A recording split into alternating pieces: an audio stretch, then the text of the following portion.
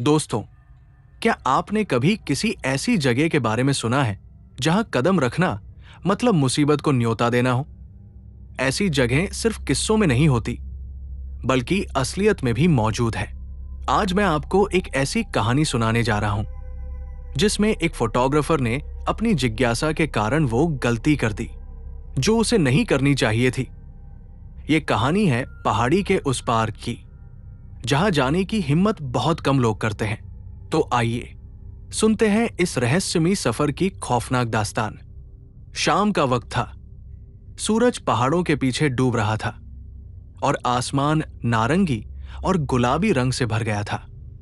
रोहन, एक महत्वाकांक्षी फोटोग्राफर, अपनी नई कैमरा किट के साथ शहर से दूर एक छोटी पहाड़ी पर गया था। वो वहां एक दुर्लभ पक्षी की तस्वीर खींचने आया था जो सिर्फ सूरज ढलने के बाद दिखाई देता था।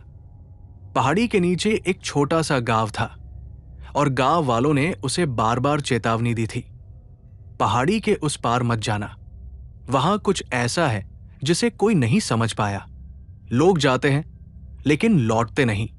रोहन इन बातों को अंधविश्वास मानकर हंस दिया।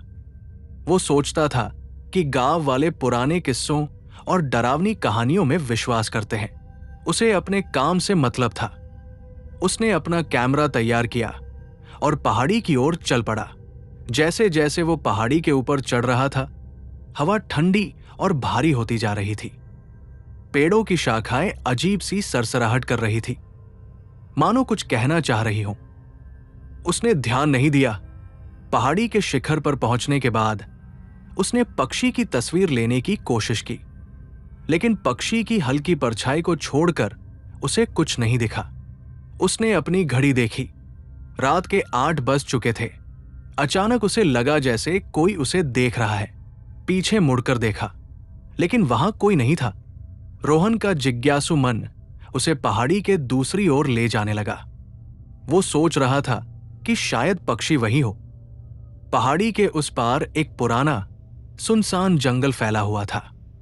रोहन ने कैमरा उठाया और जंगल में कदम रखा। जंगल में घुसते ही अजीब सी शांति थी, जैसे वहां किसी जीवित प्राणी का नामो निशान न हो। हवा भी रुक चुकी थी। रोहन के कदमों की आवाज साफ सुनाई दे रही थी।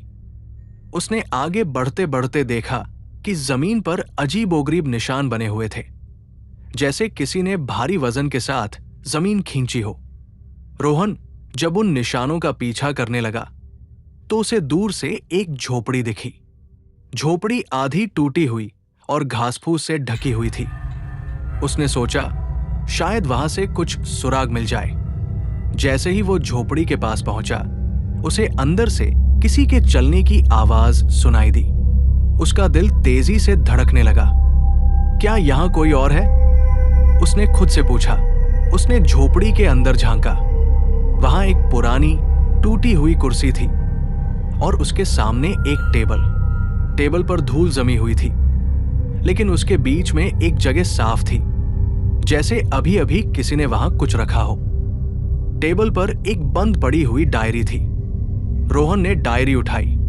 जैसे ही उसने उसे खोला, हवा का एक तेज झोंका आया और झोपड़ी का दरवाजा अपने आप बंद हो गया। रोहन ने डरते हुए पहला पन्ना पढ़ा। उसमें लिखा था, अगर तुम ये पढ़ रहे हो तो शायद तुम्हारा लौटना मुमकिन न हो। उसके हाथ कांपने लगे। वो पन्ना पलटते ही उसे अजीब सी खरोंचों के निशान दिखाई दिए, जैसे किसी ने गुस्से में डायरी पर अपने नाखून चलाए हों। तभी उसे झोपड़ी के बाहर से किसी के चलने की आवाज आई। वो धीरे धीरे बाहर झांकने लगा। उसे दूर से एक परछाई दिखी। वो इंसान जैसी लग रही थी, लेकिन उसकी चाल अजीब थी, जैसे वो घसीटते हुए चल रहा हो। रोहन का डर अब बढ़ चुका था। उसने धीरे से झोपड़ी का दरवाजा खोला और वापस जंगल की ओर दौड़ पड़ा, लेकिन जंगल में सब कुछ बदल चुका था। रास्ते जो उसने आते समय देखे थे गायब हो चुके थे। पेड़ों की शाखाएं और घनी हो गई थी, मानो रास्ता रोकने की कोशिश कर रही हो। पीछे से वो परछाई भी उसकी ओर बढ़ रही थी। रोहन ने मुड़कर देखा, लेकिन जो उसने देखा वो इंसान नहीं था। वो एक अजीब सी आकृति थी जिसका चेहरा धुंधला और हाथ लंबे थे। रोहन ने अपनी जान बचाने के लिए पूरी ताकत से दौड़ना शुरू कर दिया। रोहन को आखिरकार पहाड़ी का किनारा दिखा, लेकिन वो आकृति अभी भी उसके पीछे थी। अचानक रोहन का पैर फिसल गया और वो नीचे गिर पड़ा। उसका कैमरा नीचे लुढ़क गया। जब उसने ऊपर देखा तो वो आकृति उसके ठीक ऊपर खड़ी थी, पर तभी सूरज की पहली किरणें पहाड़ी पर पड़ी और वो आकृति धुएं की तरह गायब हो गई। रोहन किसी तरह खुद को समेटते हुए गांव वापस पहुंचा। उसकी हालत खराब थी। गांव वालों ने उसे घेर लिया और पूछा, तुमने हमारी बात क्यों नहीं मानी? रोहन ने उन्हें सब कुछ बताया, लेकिन जब उसने अपने कैमरे की तस्वीरें चेक की तो हर तस्वीर धुंधली और अजीब खरोंचों से भरी हुई थी। डायरी भी गायब हो चुकी थी।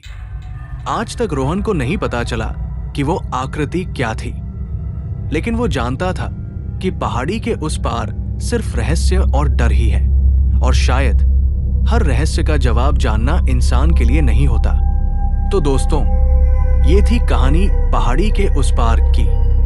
क्या रोहन के साथ जो हुआ वो उसकी जिज्ञासा की सजा थी या फिर किसी अनजान शक्ति का इशारा?